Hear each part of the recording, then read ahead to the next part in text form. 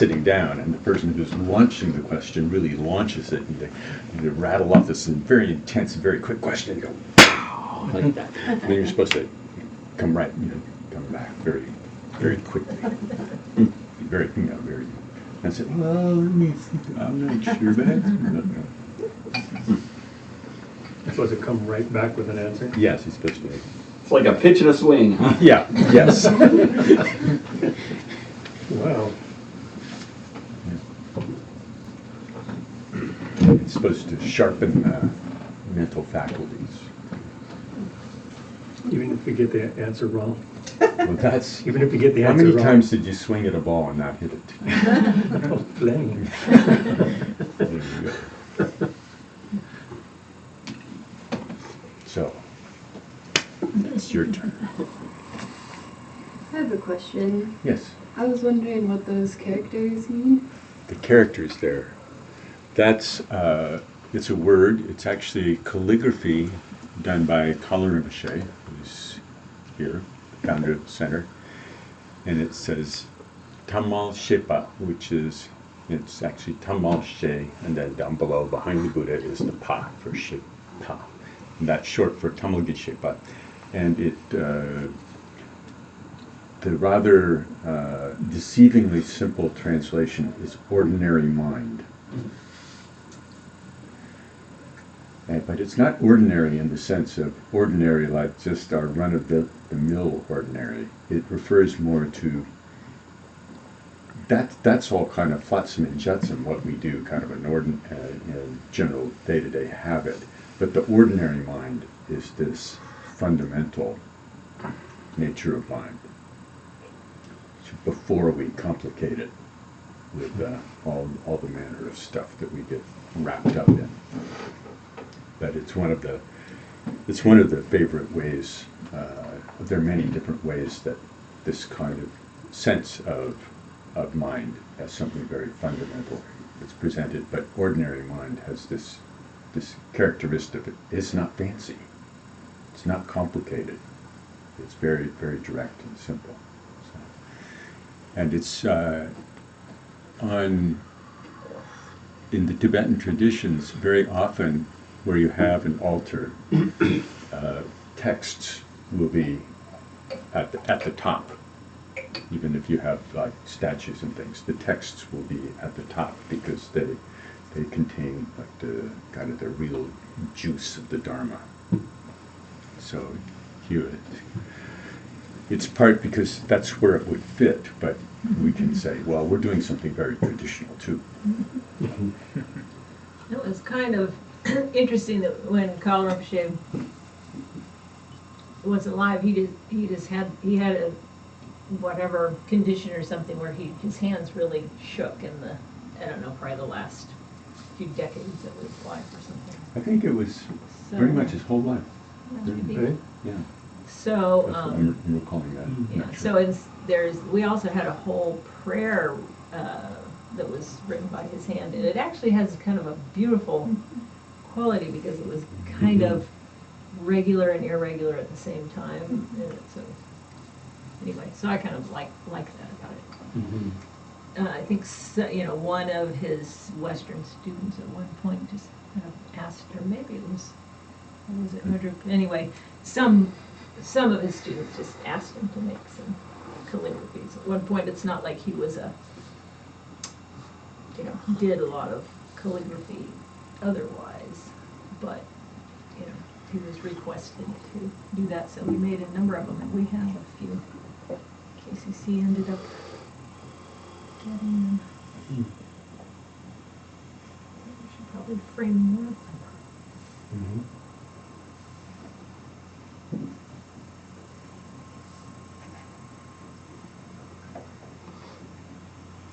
In the ordinary mind, there is no acceptance or rejection, no separation or attainment. It shows up in the Mahamudra aspiration prayer. Where it's italicized. Yes. Just Yeah. clue you in that it's not the ordinary mind. It's not the ordinary mind.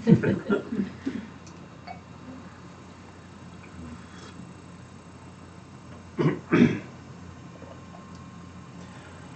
statue with the ear, with the E.F. Hutton, I'm listening kind of pose. I've never seen that before. That's one of the great figures in Tibetan Buddhist history, Milarepa, Ah, who's the exemplified. He's like it's like a second generation from his teacher Marpa was the one that went back and forth many times over the Himalayas to India, braving bandits and all the rest.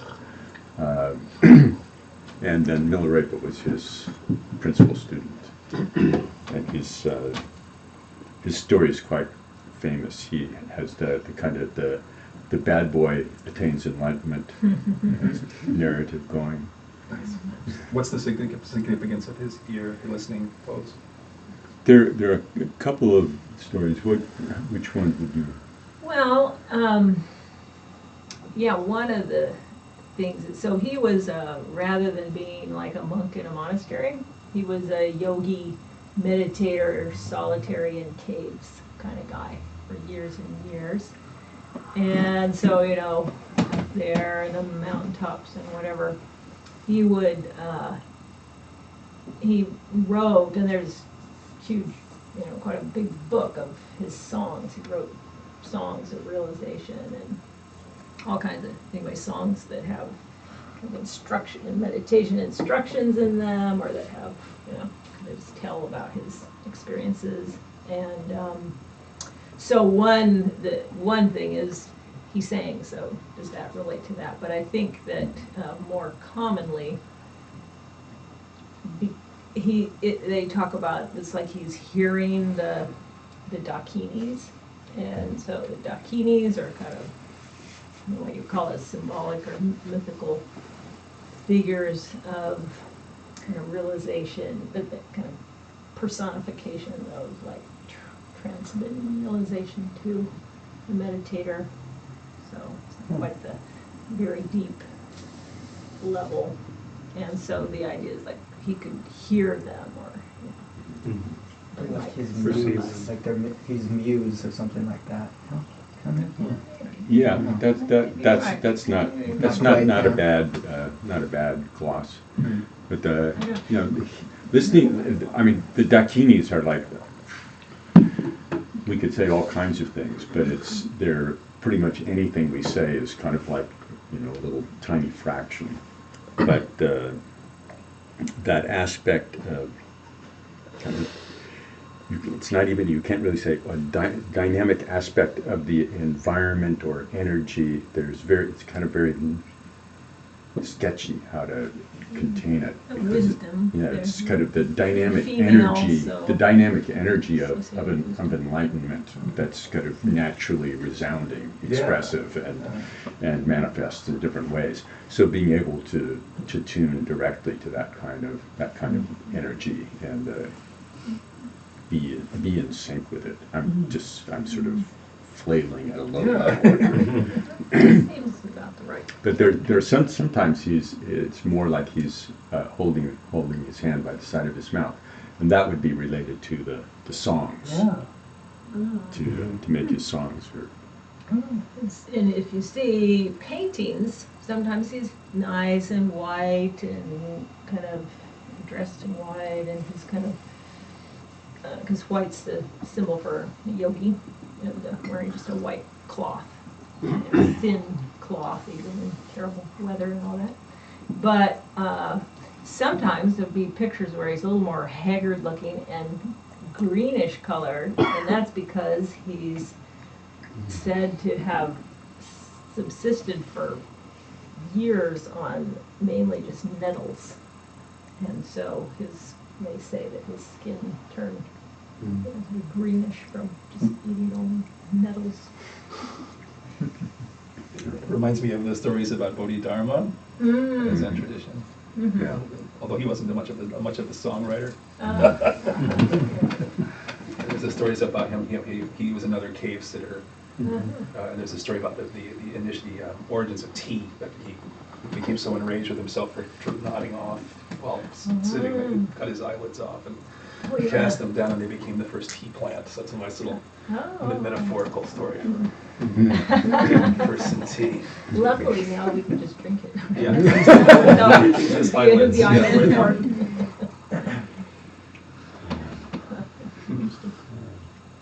The thin cotton robe,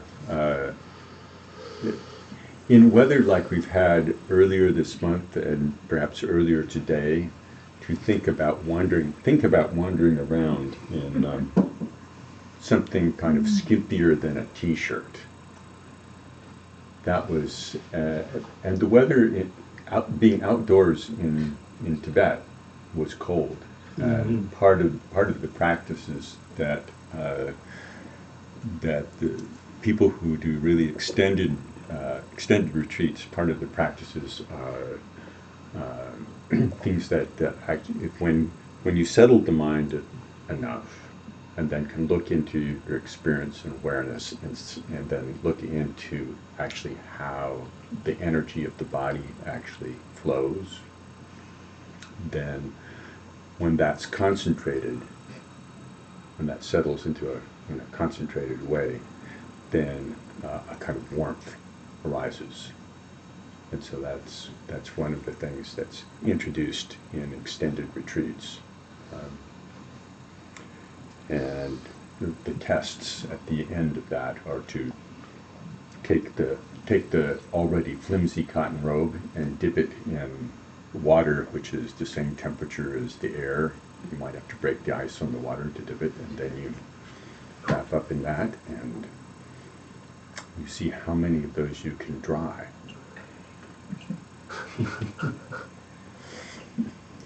So it's beyond just like, how much can you suck it up and put up with it?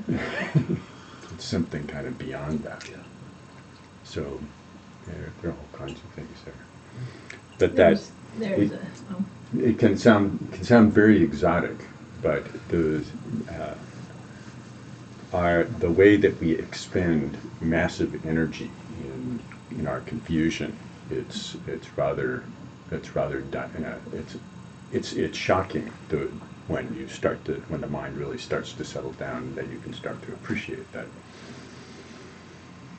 all this projection, and when that really settles down, it's not just, it's kind of a cool and exotic thing to be able to dry sheets. I mean, you could throw them in the dryer, that's cheaper and easier. But having the mind settled in that way, then the confusion is settled in a very, very deep way. So that's more the significance in kind of in the bigger picture than just being able to get warm. Color Rinpoche used to make jokes about stuff like this. He'd say, oh yes, there are stories about the yogis flying in the sky. It's easier to take a plane. And I encourage anybody to read the life story, the biography of Milarepa. It's very engaging. It's very cool. There's even a graphic novel style book of his biography. right? It's actually really quite good, I thought.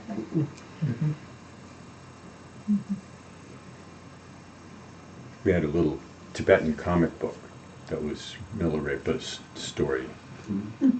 But unfortunately, just a couple of months ago, a mouse got in and started eating part of it. I'm sure it's out of print now. But it's one of our little treasures that we brought back from India. Yeah, he started out.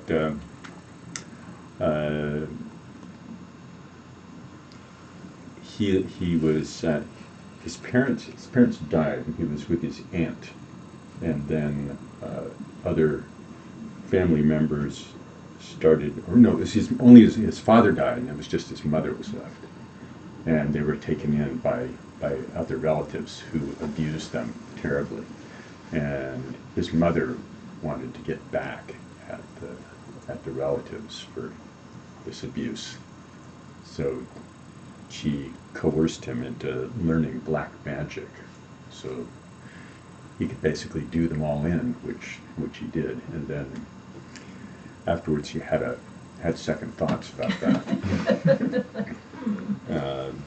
But he didn't get off easy in his practice. It wasn't like, oh, now I'll just go and be pious.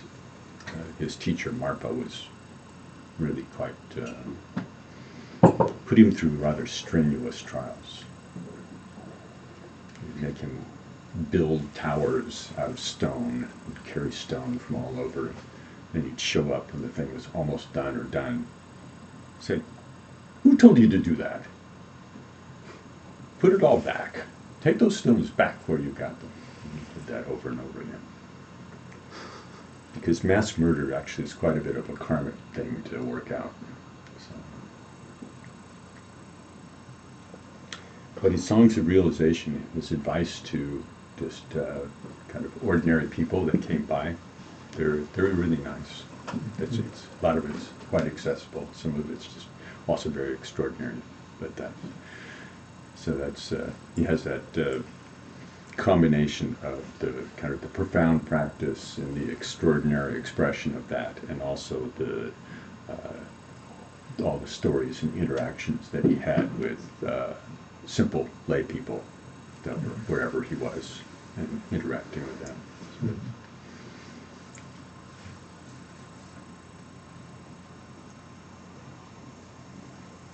Do you remember the name of the? It's on to my time. There's like the ancient pre-Buddhism Tibetan. Bon. What, Bon. Bon. Bon. That's right. Yeah. And he was practicing the evil side of Yeah. the black magic Yeah. side. He was the sorcerer of the black magic of Bon. Yeah. Like that.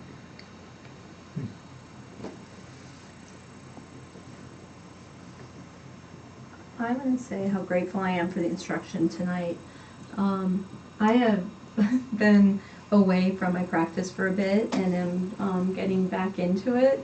And for years before, I was mostly doing shamatha with visualization, and decided now for some reason I'm going to try following my breath. And after reading and just for some reasons I've made that decision. And so, and while getting back into things and following my breath, I'm also dealing with a lot of pain from various injuries, like numerous spots in my body that are in terrible pain. And so I've been finding myself clamping down on my breath, like just trying to lock in, and I'm so tense, and I'm just I'm not settling, and been having a lot of struggles with that. And I hadn't even considered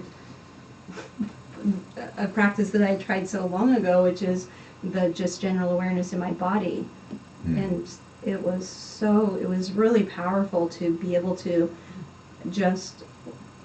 it was just really a different way of settling, and I'm really grateful for it. And I found also that it was really just this kind of general scanning thing. It was a very freeing feeling, and there wasn't room for locking in. So I wasn't like diving deep into like my herniated disc in my back. I wasn't, because I could try to focus, and I've done that a long time ago on some pain, like focus on the pain and use that as that's not working for me right now. I really need to like step back a little bit from it. And last week, during the meditation here in the evening, I was really struggling, and oh man, I cannot believe how I've never felt so tight in my practice before, and so just like this weird locked in thing. It's a new experience for me, but the kind of taking it lightly and stepping back a tiny bit, the way that you were describing and giving us instruction, was really helping me go do that. And then I found myself just sort of like falling slowly into the watching my breath. And so as I was settling, I became a little bit more focused, I guess, or a little bit smaller than the diffuse kind of thing that was happening. I don't know. It was just I'm really grateful. So I'm going to be doing that at home for a bit too. Good. I've been having the same struggle at home, which is so. Yeah, sometimes different spots in the scales work differently, and the overall sense where it's contained, but it's also free. Right. Mhm. Yep. And it's kind of more, it's harder to get tight about it because there is the sense that our attention does move around even Mhm. within that. Mm-hmm.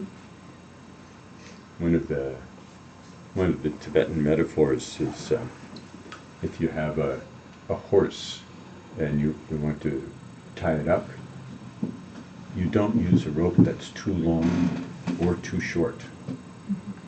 If the rope's too short, the horse will just sit there and pull at the stake. It's just like that's give it enough rope, it won't go away, but it's got plenty of room to move around and just be very peaceful. Like that.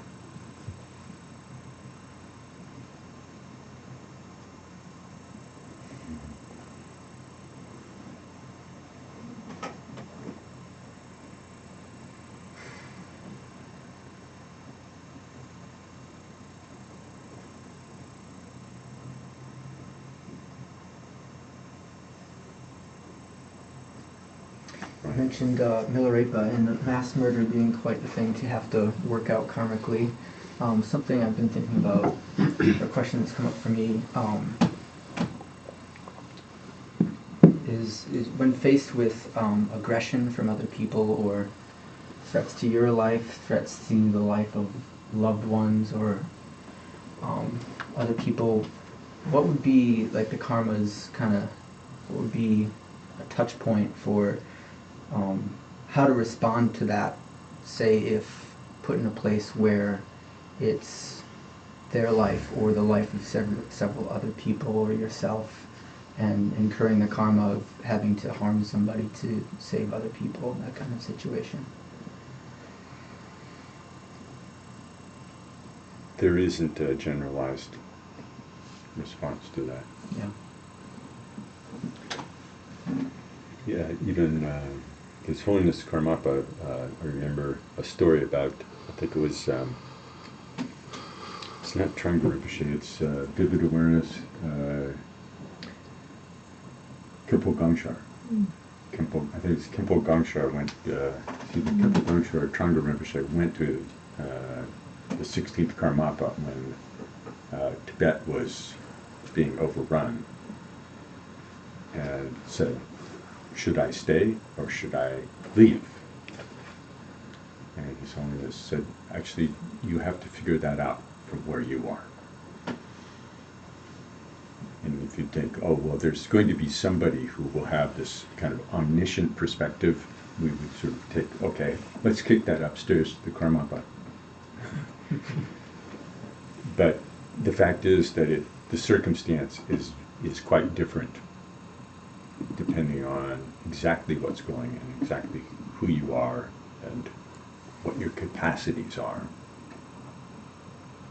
There's not just a simple, there's no get out of jail free card, you know. And I think that's what we would really hope is like, kind of, just split me the answer under the, you know, I'm sure the teacher won't notice, but it's not there. So you have to, it's good to think about some of these things beforehand. Mm-hmm. And it's good to think how you might respond with the least, causing the least harm in the biggest picture. But there's no, I don't get any free lunch in this. Yeah. I've been thinking about it a lot, and I just find that I'm somebody just who is really adverse to aggression or adverse to conflict, even. And I just think about, seems kind of almost too easy to be just across the board a pacifist in every single situation you could possibly imagine. It just doesn't seem that clear cut. So I guess I'm kind of struggling with putting myself or visualizing myself in a situation where I would be pushed to have aggression or to physically, engage with somebody to protect myself or somebody else. But it's coming up. I think the background of it is definitely the political climate and envisioning the worst. So that brings up those kind of deeper fears, Mhm. Yeah. That's understandable. When you said aggression, there are ways in which we can kind of play, sort of let's make a deal with ourselves, kind of like we're trying to arrange it so, well, this would be okay. And we don't actually have to think, if we can try to think more and more and more in terms of what's compassionate, but not necessarily to lock ourselves into kind of one recipe for what that would look like. If you're not at a tea party, you don't behave like you're at a tea party. So it's very different when in the middle of a barroom fight, you don't kind of fold the napkins and the silverware just the right. You actually have to interact with the situation as it is. But trying to think about these things in terms of causing least harm and least long-term conflict and division, those are worth thinking about. Worth thinking about. One of the things that happens, particularly for those of us who are conflict averse or also kind of not sure of ourselves, it's easy to kind of stay stuck in this kind of it's almost like a fake peaceful place. Kind of, I will protect myself by pretending that nothing's happening. So I protect myself, until I go, bam. And then there's an explosion of anger, there's an explosion of confusion. And then we think, oh, well, then I'll do something. But we're depending upon losing control. And that's not actually a good scene. So, well, I couldn't help myself. I blew up. It's not possible then to actually act in a way that is at least partially informed, if not more informed, by the principle of less harm. That's not. And the more we go into the I won't do anything until I blow up, the more we get stuck in that, the harder it is to actually open to more circumstances and to see how we might actually react in a situation where actually some kind of physical intervention is required. Or at least it seems that way, given all the other kind of quick calculations that go on. And it's very interesting to do something in a situation like that and maintain a sense of complete respect for the person that you're interacting with, as opposed to this is my enemy, or this is a bad person, therefore it doesn't matter what I do. That seems like a big difference to me, is being in a situation where you might have to harm somebody for the greater good, but still respecting that person that you're in the situation of having to harm, in a sense, or having compassion for them. That's a weird juxtaposition. Yeah, that's usually this. We have these kind of, it's sort of like electron orbits. Our electrons kind of stay here all nice and contained, and then they go crazy. But to be able to have a range of activity where it's actually guided by some sense of respect, some sense of compassion. And whether it's harm or not, or just physical restraint. I did have one situation when I was in architecture school where I saw somebody, a group of people running after somebody, and this person had taken off with something. He'd run off with a briefcase from a garage, he'd gone in, took off, and these people were chasing this fellow. And it just went right by in front of my window. And I ran out, and the people couldn't quite figure out what to do. And this person was about to take off again. And it was one of these things. There was something that could be done that was short of beating him up. But it actually involved pinning him to the wall. But nobody else quite had some sense of it.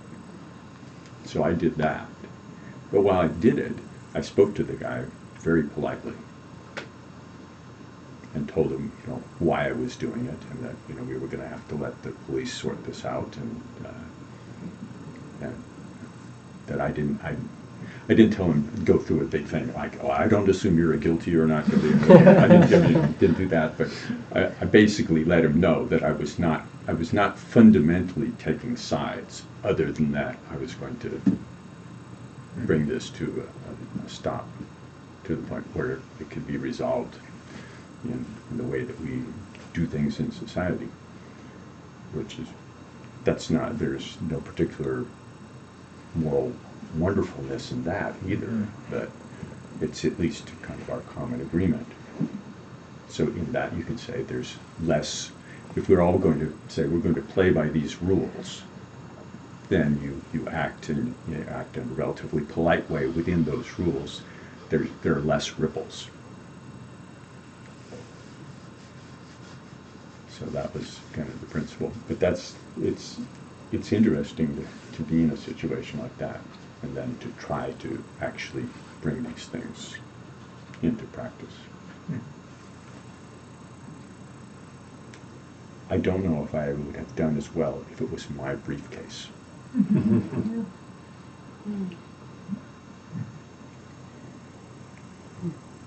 mean, it's interesting, the point of separating if we can, where our mind's at and what we're doing. So the thing of doing, even just sitting here being angry and not hurting anyone is not good. And that's not a good place for me to have my mind full of anger. So doing something with physical or speaking or whatever with anger is maybe even worse. But that doesn't mean that so it doesn't, so it's a different thing of what you're physically doing and what you're mentally doing. If you can take an action that is interactive